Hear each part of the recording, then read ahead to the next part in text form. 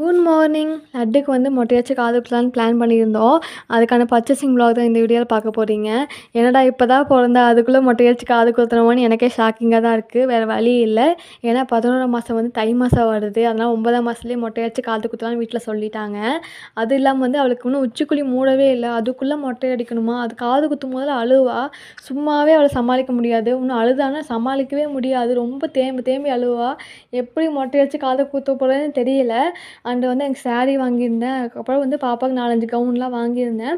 அவளுக்கு கம்மலும் வாங்கியிருந்தேன் 1.5 கிராமில் வந்து கொஞ்சம் ஹெவியாக வாங்கி கொடுத்தாங்க எங்கள் வீட்டிலேருந்து. அது ஃபஸ்ட் டைம் வாங்கி கொடுக்கறேன், கொஞ்சம் பெருசாக இருக்கட்டும், நீ வேணால் தனியாக போய் சின்னதாக வாங்கிக்கோ அப்படின்னு சொல்லிட்டாங்க.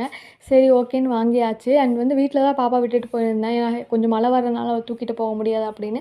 அந்த வீட்டில் வந்து பாட்டி விட்டு ஜாலியாக விளையாண்டுருக்கா. என்னை பார்த்து எப்போயுமே அழுவா வந்த உடனே என்னை காணோம் அப்படின்னு. இப்போலாம் கண்டுக்கவே இல்லை. அவளோட ஜாலியாக விளையாண்டுருக்கா. எனக்கு கொஞ்சம் கூட கண்டுக்கவே இல்லை.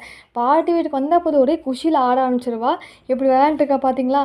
மொட்டை அடிச்சக்கப்புறம் என்ன பண்ண போகிறோன்னு நீங்களே பாருங்கள். நாளைக்கு வீடியோவில் பார்க்கலாம். பாய்.